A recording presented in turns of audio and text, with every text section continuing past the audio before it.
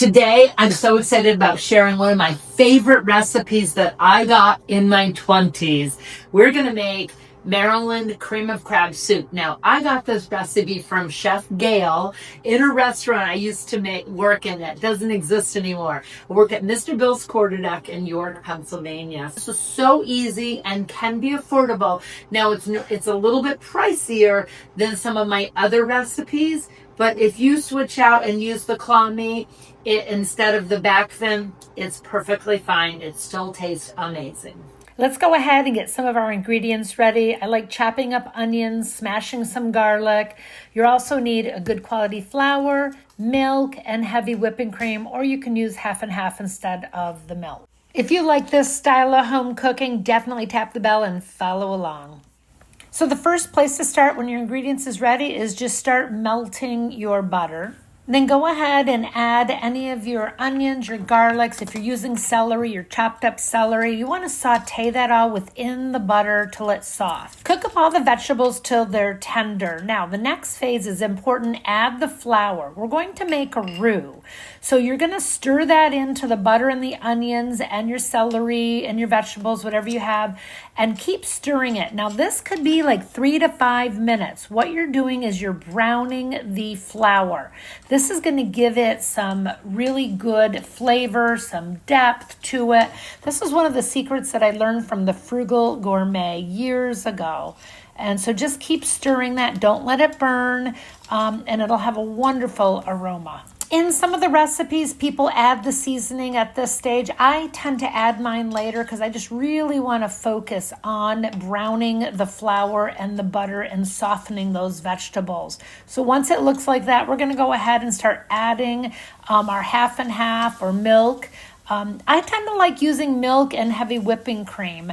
And then what happens is that flour has mixed with the butter, it's got a flavor, and it will thicken up the soup. So it's going to have a beautiful thickness. And so the cream base is the most important part of the soup. So when you have your milk in there thickened up a little bit, now add your heavy whipping cream and stirring that in, always scraping the bottom of the pan. I like using stainless steel and just work with that, and it will thicken over time. Now go ahead and we want to add those spices. Add at least your tablespoon or more of your Old Bay right to it, and any of your pepper, your Old Bay, and stir that all in there so it'll have a wonderful flavor. Now, I do add a little bit of Worcestershire. It's not on the recipe card for flavor. You can also add a little bit of dried mustard as well, depending on your taste. Now, there's a couple other little secrets if you wanted to add in a bouillon for a little bit more depth, or I also have a mushroom powder that I use that I'll show you later. See how thick it's getting? Right now, the texture of the soup is absolutely perfect. So take a taste of it to see if you like it.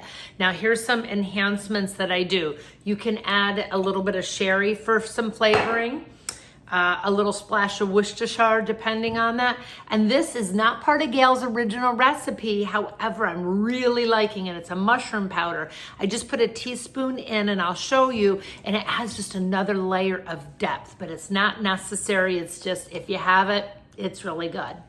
One of my favorite parts about cooking is creativity and trying different flavors and blending. So you see, I just put a teaspoon in there and just blend it in. You can see the thickness of the soup. Now, all of this is before we've added the crab. So you want to taste it, make sure it's like, ooh, that's good. Let's talk about crab meat. You can get canned meat, you can get back fin meat, you can use claw meat. Use whatever your budget can do, because the secret is actually in the sauce that we made. So taste your soup, go, ooh, yeah, that's good, just need some crab. So you want the base to be finished. And then I just go pick this up. It was like $12 a can. I'm like, that's pretty affordable, okay? So I'm gonna open this up. It's claw meat, and I'm gonna mix that right in. Now, if I have access to back fin meat at a reasonable price, yeah, I would love to use that. So you want to remove the shells, but look at all of that crab, just filling that up. Oh, restaurant quality for sure. Now you just want to kind of gently spoon that in. You don't want to break up any of those clumps. But also, if your soup is too thick, this is a little thick, Just add a little bit more milk and give it the consistency that you want. Yeah. Just love this recipe. Look at that. That is wonderful. 4 people could easily enjoy this. And I add the sherry right before serving.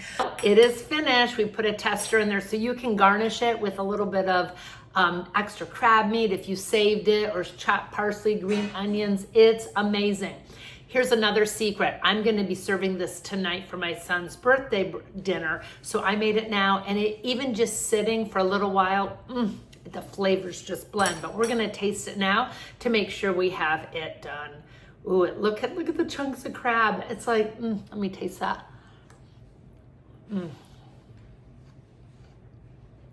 Really, really good. Really like it. The onions got a little bit of crunch, so I'm glad. I knew I was gonna leave it sitting, so if I was making it to serve for dinner right away, I would probably cook the onions a little bit longer. Now you have one of my favorite cream of crab recipes from Maryland, and it's super easy to do. So let me know if you try this recipe.